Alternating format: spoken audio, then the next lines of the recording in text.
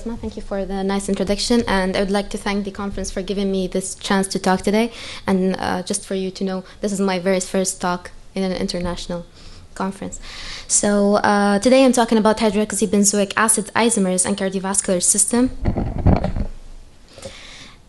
Okay, so I'm starting to with showing you a map of the worldwide death rate due to cardiovascular diseases. So you can see the really huge number in America, Middle East, Africa, and worldwide. So the increasing number of deaths due to cardiovascular system is not a small issue. So compare this graph with, okay. So this graph will compare the reason of death. Look at the yellow, the light. Is there a pointer?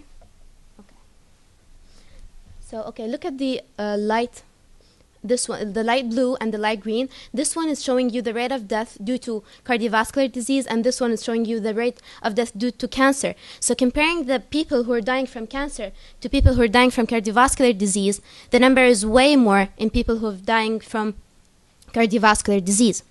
So from this point, also, the American Heart Association is showing you comparing between cancer patient and a CVS problem. So the cardiovascular problem are apparently more problematic in worldwide condition. So why do we have this increased cardiovascular problem? So cardiovascular problem can be due to different types of diseases, either to be ischemic problem, which is reduced blood vessel, or to be a proliferative myocyte problem, or it can be inflammatory disease. It can be cancerous developing in the myocyte. So different types of problem that can happen inside the myocyte.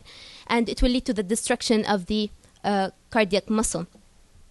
So from the American Heart Association, every 25 seconds of American people, every 25 seconds, imagine that a patient of American citizen will have a coronary event.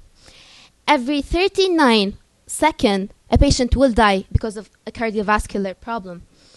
And because of those tremendous number, it's really a huge matter we need to solve. And with all those risks, 99%, not by me, by the American Heart Association, are saying that 99% of the American population need to develop and take care of their heart health.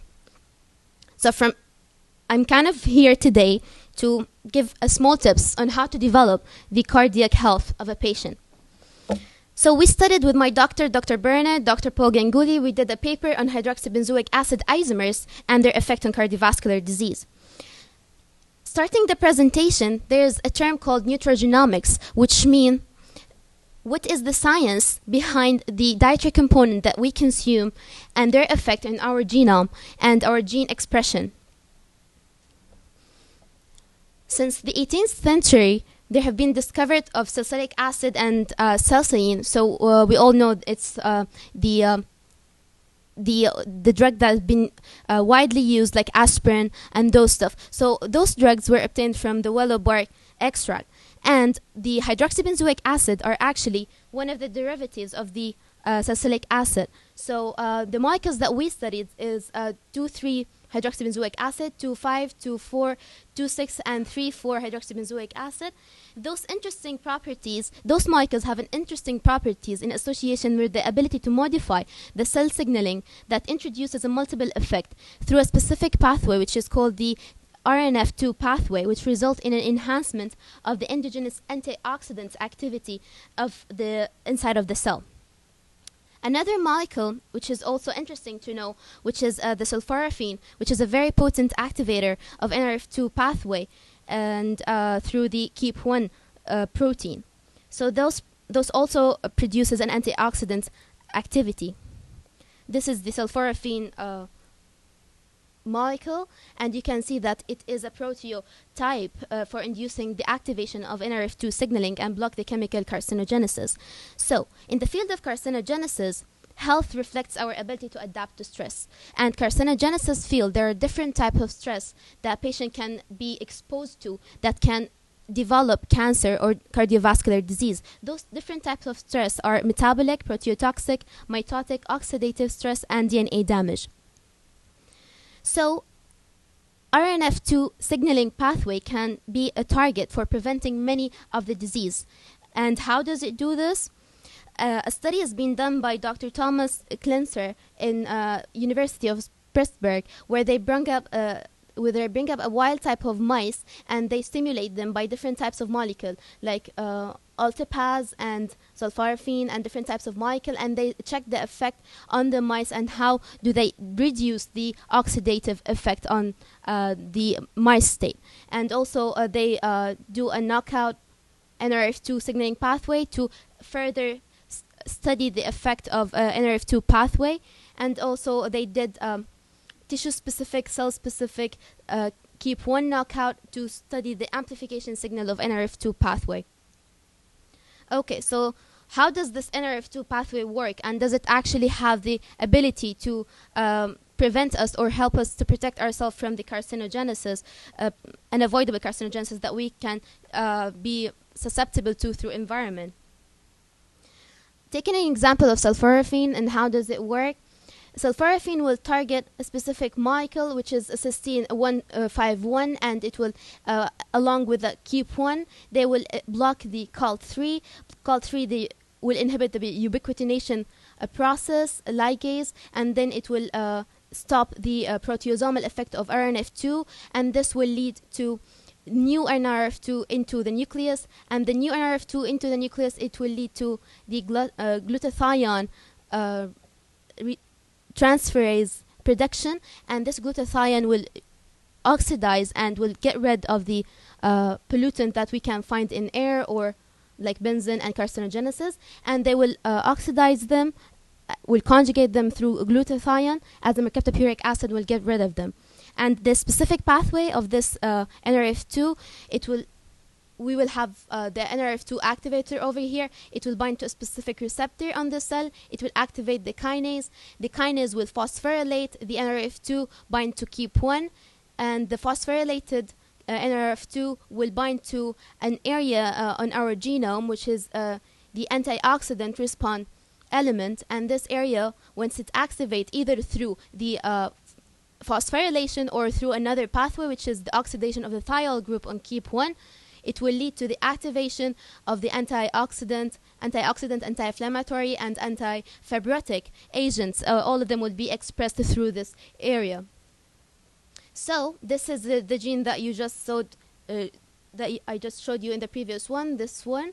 So this is the antioxidant response element link gene. Once this areas get activated, you can have protection against oxidative damage, against metabolic disease, against lipogenic stress, against damaged protein, and against glycosylation. So through those different types of pathway and signaling molecules.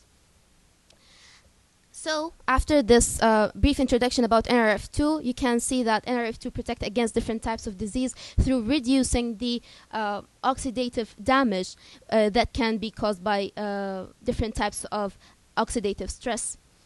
So it can protect against carcinogenesis, cardiovascular disease, strokes, ischemia, neurodegenerative diseases. A study have done previously, and I'd like to present this study because they've used a molecule, an activator of NRF2 molecule. They have an activator of this like really novel activator, which is the DH404. This activator will show you in the cardiac myocytes the effect of NRF2 activation. They did Western blotting and the effect in the nuclear and in cytoplasm, and you can see the difference between the cardiac myocytes, and the oxidative stress is potentially reduced. So we did a summary of, we studied each molecule of those hydroxybenzoic acids and what is their effect on the cardiac myocytes. There's different resources for each compound, and they're present in different types of food in different concentration. They have different mechanism of action, and definitely all of them will induce the activation of NRF2 pathway. And interestingly, the last two molecules, we found that they have the potential to activate, to act on HC1 and HCA2, which will inhibit lipolysis in adipocytes, which will control not only the problem in your hypertension or oxidative stress, but also problem with your lipid profile and dyslipidemia.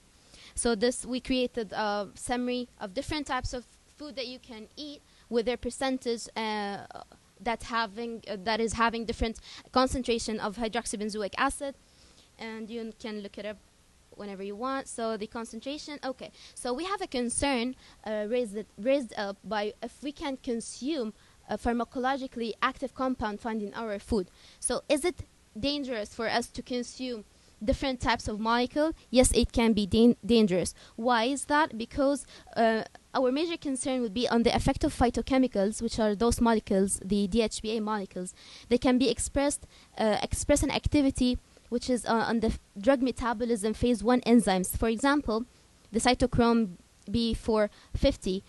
For example, look at this molecule, which is also an activator of NRF2 pathway. It can be a competitive inhibitor for the cytochrome B3A4, which can interfere with your drug metabolism. So you have to be conscious whenever you prescribe a specific type of drug. You have to be cautious what is your patient's eating, and it can interfere with the metabolism of their own food. Hydroxybenzoic acid you can intake it not only from food product but also from your gut. So some type of food, like this study has been done by Dr. Zan and some colleagues, where they did take cranberry juice and give it to the people, and they found that specific bacteria in the gut metabolize a substance into metabolize the phenolics into 2,3 hydroxybenzoic acid, and which can be a source of us, like to have another source for the antioxidant effect of hydroxybenzoic acids.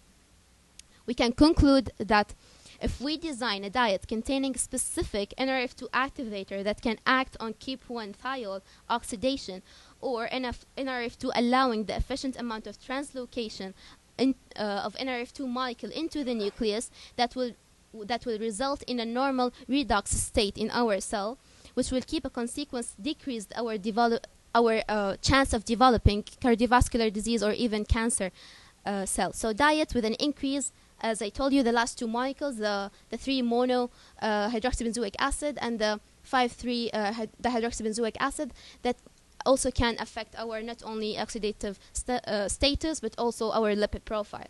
So don't forget that, as Hippocrates said, let food be medicine and medicine be your food.